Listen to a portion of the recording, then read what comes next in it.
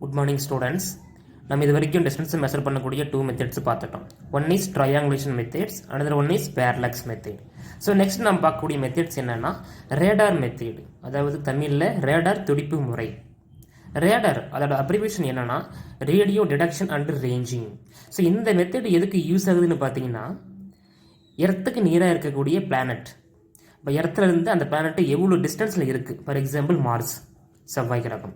இப்போ இடத்துலேருந்து அந்த மார்ஸ் எவ்வளோ டிஸ்டன்ஸில் இருக்குது அப்படின்னு அந்த டிஸ்டன்ஸை மெஷர் பண்ணுறதுக்கு இந்த ரேடார் மெத்தடு யூஸ் ஆகுது. ஓகேவா?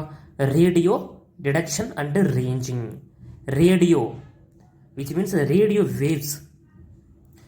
வேவ்ஸை சென்ட் பண்ணி அது எவ்வளோ டிஸ்டன்ஸில் இருக்குது அப்படின்ட்டு டிடெக்ஷன் பண்ணுவாங்க. அண்டு ரேஞ்சிங் அப்படின்னா டிஸ்டன்ஸ்.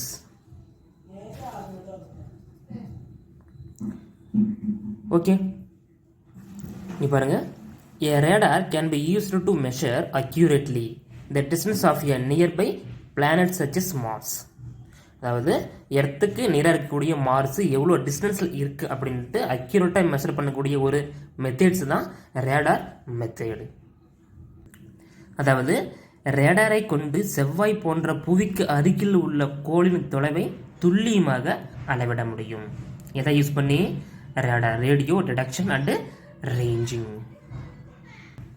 ரேடார் அது எப்படி இருக்குன்னு பார்த்தீங்கன்னா, எல்லாரும் வீட்டில் யூஸ் பண்ணுற சன்டைரக்ட் மாதிரி தான் இருக்கும். இந்த மாதிரி இருக்கும். இதில்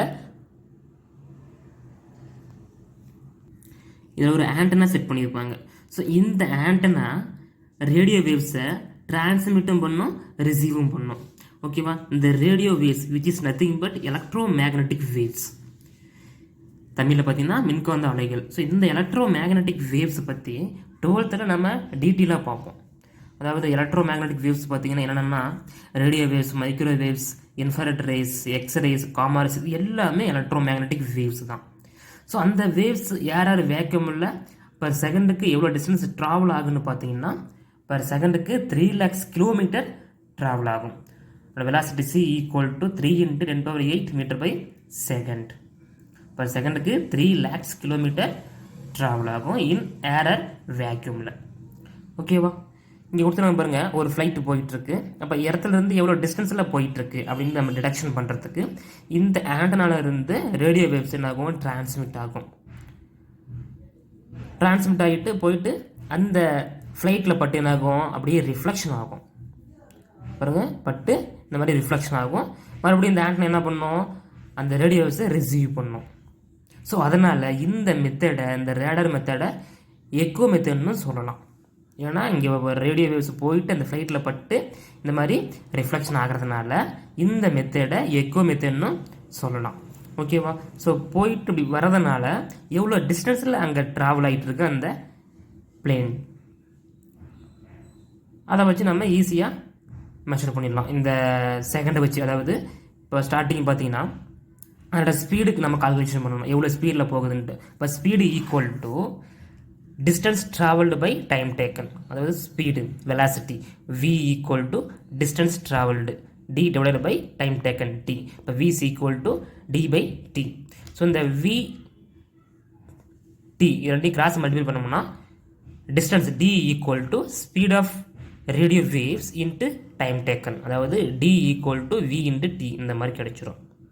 ஓகே, ஸோ இது எப்படி எழுதலாம்னா D equal to V into T/2ன்னு எழுதலாம். ஏன் T/2 போடுறோன்னு பார்த்தீங்கன்னா, அதாவது இந்த ரேடியோ வேவ்ஸு டிரான்ஸ்மிட் ஆகிறதுக்கு எவ்வளோ செகண்ட் ஆகுது. ஃபஸ்ட்டு பார்த்தீங்கன்னா 0 செகண்ட், 0 செகண்ட்லேருந்து இங்கே படுறதுக்கு, அதாவது இந்த ஃப்ளைனில் படுறதுக்கு 5 செகண்ட் ஆகுது இந்த ரேடியோ வேவ்ஸ் போய் பட்டு.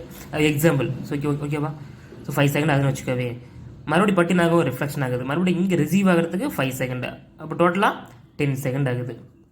ஓகேவா? இங்கேருந்து இந்த வேவ்ஸு போயிட்டு இந்த ஏரோப்ளேனில் பட்டு மறுபடியும் இங்கே வரத்துக்கு எத்தனை செகண்ட் ஆகுது? 10 செகண்ட் ஆகுது.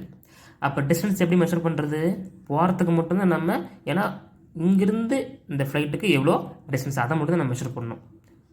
போயிட்டு வரத்துக்கு 10 செகண்டுன்னா போகிறதுக்கு எவ்வளோ செகண்டு? 5 செகண்ட் மட்டும்தான். அப்போ 10 டிவைடட் பை 2, 2ஆல் நம்ம டிவைட் பண்ணணும். ஓகேவா? ஸோ அதனால தான் இங்கே 2ஆல் டிவைட் பண்ணுறதுக்கு செகண்டை.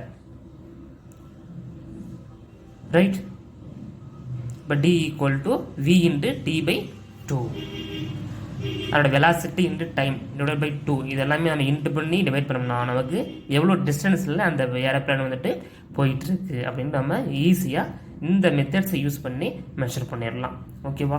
So most important 3 mark and 5 mark கேட்பாங்க. ஸோ நல்லா பார்த்துக்கோங்க. ஓகேப்பா, தேங்க்யூ.